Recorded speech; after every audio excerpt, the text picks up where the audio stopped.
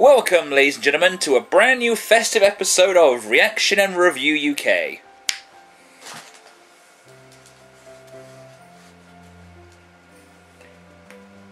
Yes. Today we're taking a look at the adventures of one of my personal Christmas heroes, and to be fair, there are so many versions of this story that I decided to go with the more recent one and the one we actually have on DVD. Of course, I'm talking about Disney's interpretation of A Christmas Carol. Yes, there are many versions of this featuring Patrick Stewart, Mickey Mouse, and Kermit the Frog. And Dudley Moore. And Michael Caine. But like I said, this is the only one we actually have, and I can't be bothered to go look on YouTube for it. So, how does Mr. Scrooge handle in a CG perspective? Because, you know, CG, it's motion capture CG. Yay! With that in mind, everybody, grab something to drink. What is this again? Chocolate orange hot chocolate with Belgian chocolate. Grab something to drink. Do what you gotta do. So going to hell for that. Without further delay, it's time to read, or watch, A Christmas Carol. Pointless bit of banter for my long-time fans and subscribers. I was actually thinking of doing my own version of A Christmas Carol once. Starring Boxman as Ebenezer Scrooge, Percy Positive as the Ghost of Christmas Past, Braface as Christmas Present, and of course Wazoo as Christmas Yet to Come. I just got lazy. Sorry, everybody. Isn't it weird that he kind of looks like a really kick-ass CGI Mr. Burns? Now you mention it. Yeah, he's kind of got that Burns vibe going on, you know? Yes. Smithers destroy all Christmas. It'll be done, sir. Excellent. Excelente! Eso es bueno.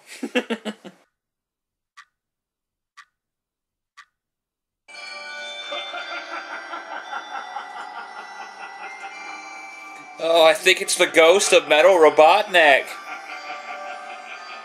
Kind of similar laugh.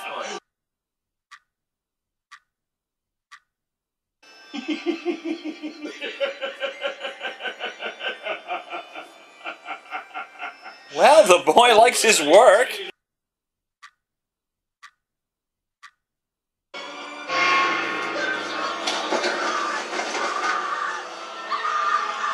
This is a kid's movie, right? Fucking hell.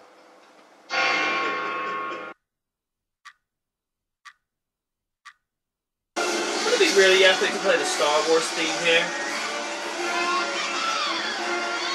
Actually, I'm just imagining an orchestral version of City Escape. Can you imagine a choir singing that?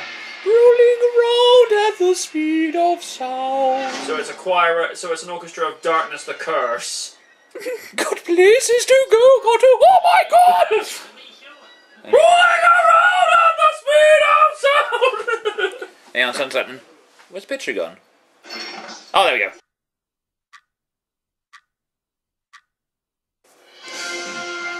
So, that's A Christmas Carol. Let's just put a stop to that.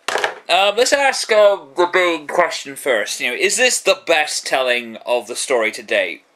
Not really. It's a good movie. Don't get me wrong. You know, I really enjoy it, but in some ways, it doesn't hold a candle to things like Mickey's Christmas Carol and A Muppet's Christmas Carol. Those two, in my mind, are still the best versions of this story. It's a good third place. But of course, you know, you can't really compete with those other two. But let's get down to it. Still the pros. Jim Carrey worked his fucking nuts off in this movie. Not only is he playing Scrooge, but he's also playing two of the spirits, because obviously the third one doesn't say anything. And what's weird about Jim Carrey is, like, you hardly recognize him at all, because, I mean, yeah, it's kind of his face, which I use for the motion capture, but the voice he went with, I mean, it doesn't really sound like Jim Carrey at times. He sort of goes down here.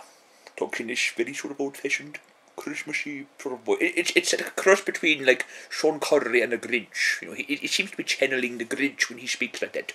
Cratchit, you motherfucker. I could just do that all day. But, you know. Yeah, really impressed with Jim Carrey's performance. And he also played the other two ghosts, Christmas Past, Christmas Present. I don't know why they call him Christmas Present, because it sounds like it's a gift. You know, Christmas Present. I mean, Christmas of today would probably be a bit a stretch, but there we go. So yeah, Jim Carrey, I'm very impressed with his performance there. The animation, now, it's kind of like, when you sort of see it, you think, oh god, another CG thing, but at times, it works. You know, the CG effect, it does work. I got a couple of nitpicks, but we'll get to that. For the overall visual look and presentation, it's very impressive. Hasn't quite got there in making realistic-looking humans. I don't know what it is about CG. We haven't reached that point where we can make humans look good in CG. Animals, vehicles, like whatever, that's fine. You know, spaceships especially look amazing in CG. But for whatever it is, with people, we just haven't quite got our fingers on it yet, or got our hands on it. But for what it's worth, does a good job. This movie gets really fucking disturbing at times. I put it in the good category because it's just like, wow. Yeah, like for a little kid, obviously this is going to terrify the shit out of them. I kept saying to my brothers I was watching this, like, this is a kid's movie, right? It's actually rated PG, and I'm like... That's like, what's that in America? Just like PG's PG. Yeah, PG, whatever. So, it gets a bit adult and very dark, especially when you meet the final spirit. Speaking of the spirits, let's just get into that. All three of them do everything they need to. The Ghost of Christmas Past, I like the effect. Don't know why he was holding that, like a bugle or a... What was that thing he was holding all the time? That funnel-shaped thing. I don't know. Well, I mean, that was fine. Ghost of Christmas Present, the boy likes his work. He's doing it, it's like, kind of laughs at that guy from Final Fantasy. You know what I mean. Yeah. Very giggly, and served the story well. Ghost of Christmas Future is fucking terrifying. I know. And that's the way it should be, because I think the Ghost of Christmas Future is, I think what works the best about him is he doesn't have a physical form. It's just a shadow on the wall. He never says anything. All he does is point.